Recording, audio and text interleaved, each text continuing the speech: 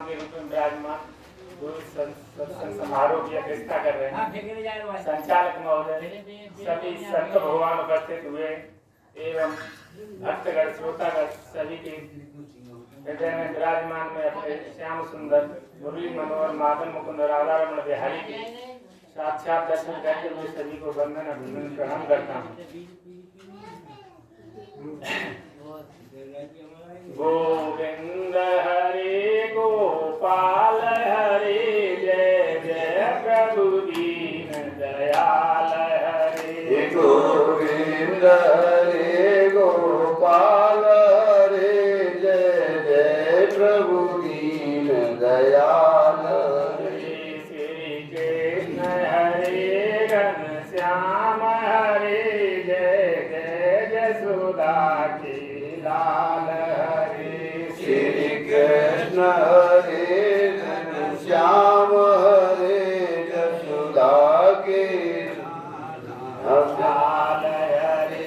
गोविंद हरे गोपाल हरे जय जय प्रभु दीन दयाल हरे। गोविंद हरे गोपाल हरे जय जय प्रभु दीन दयाल हरे। भव सागर में मेरी नैया है, तुम बिन को नाथ केवलिया है। भव सागर में मेरी नैया है, तुम बिन को नाथ केवलिया है। गोविंद हरे गोपाल हरे जय जय प्रभु दीन दयाल हरे। गोविंद हरे गोपाल हरे जय जय प्रभु दीन दयाल हरे। बोलिए सतगुरु भगवान की जय। देखो सत्संग की महिमा हर जगह हर सत्संग में बताई जाती है। सत्संग की महिमा तो है, लेकिन सत्संग कहते किसे हैं? जैसे कहा था कि लब भर सत्संग आया था, सात सौ पर दरिये तो लाई गए टोली में ताय सकल में जो लब भरे सत्संग एक क्षण मात्र का। अरे महाराज जी पहले देखो सत्संग का मतलब तो ये है कि ईश्वर और जीव की चाहे पलमात्र के लिए एकता हो जाए, यानी परमात्मा से जीव का मिलन। मिलन क्या है? उस परम तत्व को समझ लेना, जान लेना। परमात्मा से एक क्षण के लिए भी यदि हमारा चित्त उसमें बैठ गया तो इसका नाम है सत्संग। यानी कि ईश्वर और जीव की एकता कैसे हो, इस पर ब्रह्म चर्चा करना, आध्यात्म चर्चा करना कि परमात्मा कौन है और जीव कौन है, और जीव परमात्मा में दूरी कैसे बनी है और ये दूरी कैसे मिटेगी, इस पर चर्चा करना ही सत्संग। सत्य का बोध हो जाना, सत्य से जुड़ जाना। परमात्मा की प्राप्ति क्या है? परमात्मा की प्राप्ति है कि सत्य को समझ लेना, अर्थात सत्य का बोध हो जाना ही परमात्मा का मिलन है। परमात्मा कोई पहाड़ दीवार वस्तु व्यक्ति नहीं है जो मिलेगा। परमात्मा अनुभव गम्य होता है, परमात्मा तो अनुभव से ही जाना जाएगा।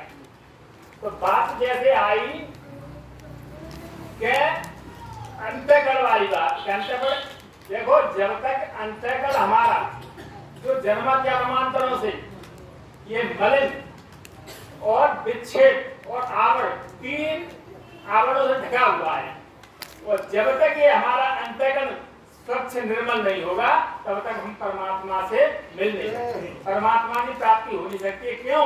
कि परमात्मा है बिल्कुल निर्मल स्वच्छ, और हमें हमारा अंतःकरण बना बैठा गंदा। तो बताओ कैसे मिल जाएंगे? तो हमें अंतःकरण पहले शुद्ध करना पड़ेगा। अब अंतःकरण शुद्ध कैसे होगा? कर्म कौन करता है? पहले ये समझिए, कर्म कौन करता है? जो कर्म करता है वही बनता है और वही संसार में आता है। तो आप ये समझ रहे हो कि हम ये शरीर बने बैठे हैं, यही भूल हो रही है। हम जीव बन गए। जीव कैसे बने कि इस शरीर को हमने मान लिया अपना, जड़ तत्व को हमने सत्य मान लिया, इसमें सत्य बुद्धि कर लिया, रमत बुद्धि कर लिया, सुख बुद्धि कर लिया, इसीलिए हम जीव भाव में आ गए। अब जो कर्म कर रहे हैं वो ये समझ कर रहे हैं कि ये शरीर 5 भूतों का बना हुआ, ये हमारा करता है, और जब ये करता है तो फिर जो कर्म संस्कार बनते हैं वो कर्म ही हमें दोबारा लौट के बंधन में डालते हैं, कर्म ही बंधन में डालने वाले। तो कर्म करता कौन है?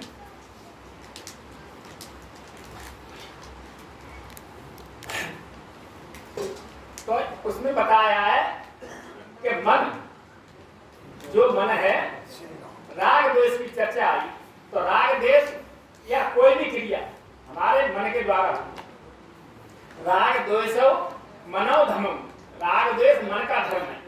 नानस्ते मनस्ते, मन के अलावा और कुछ नहीं है। तो ये मन है, यही कर्म करता है, और जो कर्म करेगा वही बंधेगा। तो मन ये मनुष्याणाम कारणम बंध मोक्षे, तो मन ही मनुष्य को मतलब बंधन में डालने वाला है और बंधन से मुक्ति कराने वाला भी है। क्यों कि यदि ये मन सत्कर्म में लग जाए, परमात्मा के चिंतन में लग जाएगा तो परमात्मा से मिला देगा, तो ये संसार का चिंतन में रहेगा तो ये संसार को नहीं छुड़ाएगा, संसार में बार बार लाएगा। तो कहने का मतलब यह है कि कर्मों की उत्पत्ति कैसे होती है?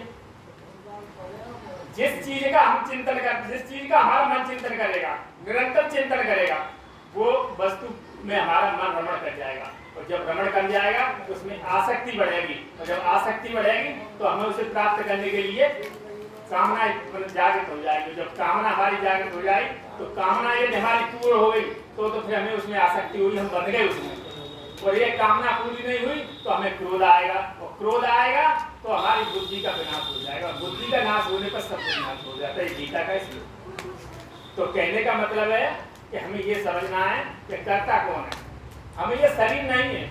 देखो उपनिषद में इसके बारे में बताया है कि मन की उत्पत्ति कहाँ से हुई, मन कैसे बना। जो अन्न हम खाते हैं तो जो अन्न का स्थूल भाग है उससे बनता है मल, और जो अन्न का सूक्ष्म भाग है, सूक्ष्म भाग से बनता है मांस, और जो वो मध्यम भाग से, और जो सूक्ष्म भाग है उससे बनता है हमारा मन। इसीलिए कहते हैं कि जैसा खाओगे अन्न तैसा बनेगा मन। अच्छा, अब इसमें इसी शरीर में अब वाणी कैसे बनती है? जो हम जल पीते हैं तो जो जल का जो स्थूल भाग है उसका बनता है मूत्र, और जो इसका सूक्ष्म भाग है उससे बनता है रक्त, वो मध्यम भाग उससे बनता है रक्त, और जो इसका सूक्ष्म भाग है उससे बनती है वाणी। तो जैसा पियोगे पानी वैसी बनेगी वाणी। ये शास्त्र का का। नंबर 3 आई बात प्राण की। अब प्राण कैसे बनता है? जो हम तेली पदार्थ, जो हम घी और जो मतलब चिकने पदार्थ जो कहते हैं, इसको तेज के पदार्थ बोले जाते हैं, इनका जब हम सेवन करते हैं तो इसके जो स्थूल भाग है, इस स्थूल भाग से हमारा बनती है हड्डी, और इसके मध्यम भाग से बनता है हमारा मज्जा, और जो इसका सूक्ष्म भाग है उससे बनता है हमारा प्राण। तो इस प्रकार से ये रचना होती है शरीर की। अब बताओ इसमें हम कहाँ रहे? ये रचना हो गई इन जड़ तत्वों से, पंचभूतों से। अब इसमें जो बोल रहा है, जो सुन रहा है, जो चल रहा है, घट रहा है, कह रहा है, ये कौन है? इसको जाने की कोशिश करो। तो ये भी शरीर नहीं है। तो ये शरीर नहीं है तो ये बंधेगा भी नहीं। लेकिन बंध क्या हो गया है कि वो परम ब्रह्म परमात्मा ने जब अपनी माया को स्वीकार किया, जब माया को स्वीकार किया उस पर परमात्मा ने, और उसने इस संसार में अपने रमण करने के लिए, अपना खेल खेलने के लिए प्रकृति का सहारा लिया। तो करने वाले तो गुण हैं, प्रकृति को प्रकृति के गुण।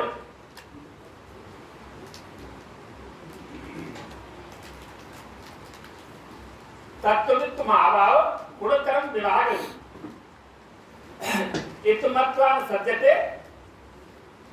हाँ, उसमें कहा है कि जो अर्जुन से कह रहे भगवान कृष्ण कि तत्ववित्त महाभाव गुण कर्म विभाग, जिसने गुण प्रकृति के गुण और कर्मों को समझ लिया, कार्यों को समझ लिया।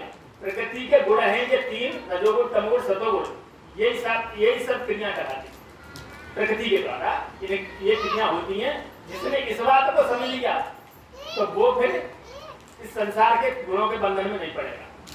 तो मेरा कहने का मतलब ये है कि पहले हमें ये समझना है कि आखिरकार के हम इस संसार में बंधे तो बंधे कैसे। तो इस संसार में हम ऐसे बंधे हैं कि वो शुद्ध ब्रह्म परमपिता परमात्मा ही विद्या को स्वीकार करके, इस प्रकृति के भी दो भेद करती है माया के, विद्या और अविद्या।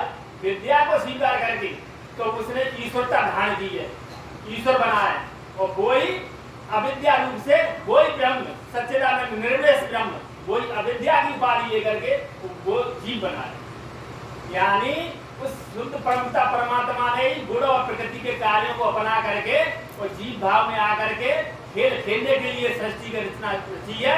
इसमें स्वयं प्रवेश कर गया है आकर के, और वो परम ब्रह्म परमात्मा ही अब ये खेल खेल रहा है। तो वो क्यों किया? अज्ञान मतलब भ्रमवश, ये है नहीं, ये भ्रमवश खेल दिखाई दे रहा है। ये जिस दिन हमारी ये भ्रांति दूर हो जाएगी तत्व ज्ञान के द्वारा, बोध के द्वारा, उस दिन जीव ही ब्रह्म बन जाएगा। तो इसीलिए कहा है कि ब्रह्मविद ब्रह्मो भवति, जिसने अपने को जान लिया, जिसने उस तत्व को जान लिया, फिर वो ब्रह्म ही हो जाएगा। ये राग तो इससे रहित हो जाएगा। ये मतलब अब हमें कर्म के ऊपर ज्यादा ध्यान देना है कि यहाँ संसार में हमें कर्म मानते हैं। जो भी हमारी क्रिया हो रही है वो सब क्रिया हमारी बंधने की हो रही है। हम आप जो कर्म कर रहे हैं वो सब इस संसार के क्षेत्र में, माया के क्षेत्र में कर्म कर रहे हैं, आध्यात्मिक क्षेत्र में नहीं जा रहे हैं। जिस दिन हम आध्यात्मिक क्षेत्र में चले जाएंगे सच्चे दिल से, सच्चे मन से जान करके, तो फिर हमारा ये संसार छूटेगा।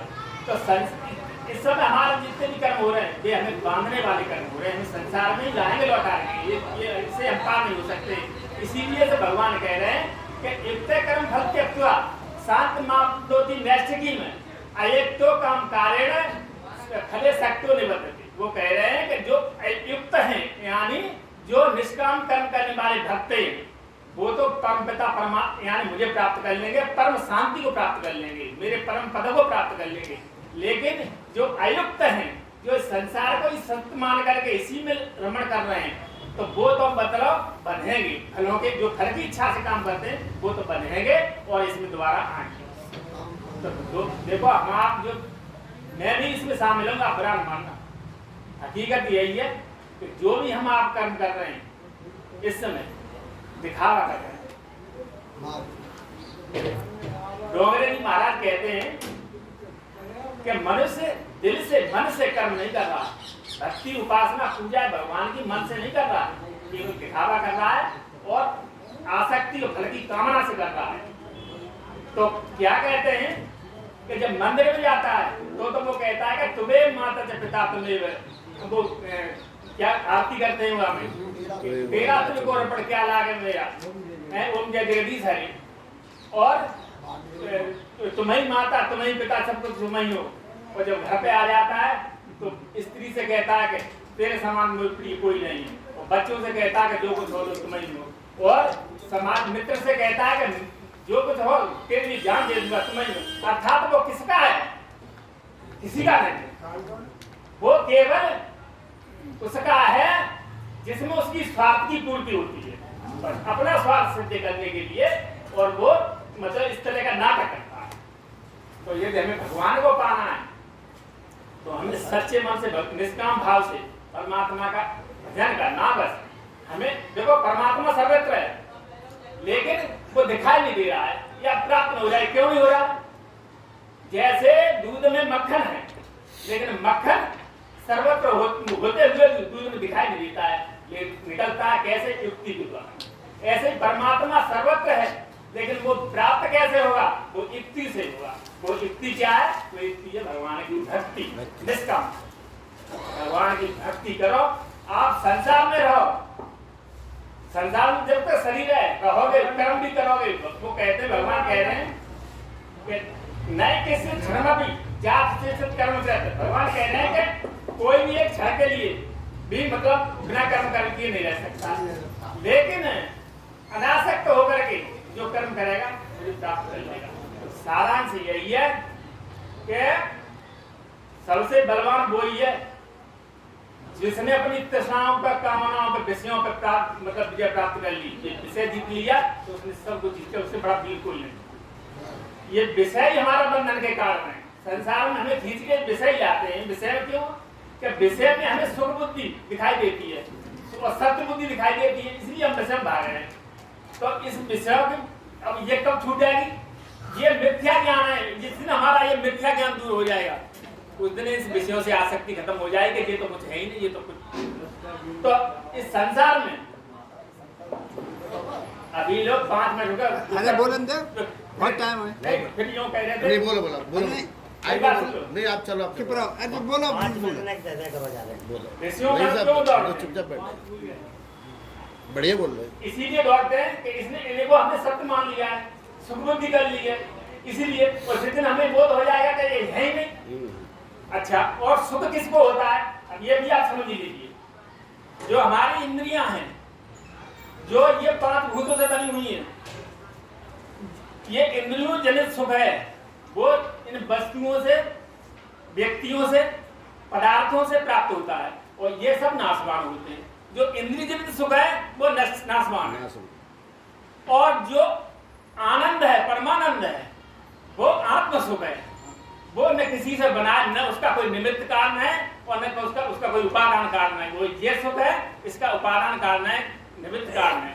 तो जो जिसका कोई उपादान है, निमित्त कारण नहीं है, उससे जो सुख प्राप्त होता है वो आत्म सुख होता है, वो परमानंद सुख होता है। वो सुख प्राप्त होने के बाद वो पाना शेष नहीं रहता। तो इन्हीं शब्दों के साथ में अंत में एक बात कहूंगा कि तमेव शरणं गच्छ सर्वभावेन भारते तत्प्रसादात् पराम स्थानम शांति प्राप्त शाश्वतम। भगवान कह रहे हैं कि कुछ नहीं आता जाता है तुम पे, हम आपका कुछ नहीं, वेद वेदांत नहीं पढ़ पाएंगे जब उम्र में आकर के, केवल परमात्मा की स्मरण ग्रहण कर लो तो आपको परम शांति प्राप्त हो जाएगी। बस आपको जानना शेष। बहुत सुंदर भैया ने बताया। देखो आप ये बताइए, अंतःकरण जो है विवेक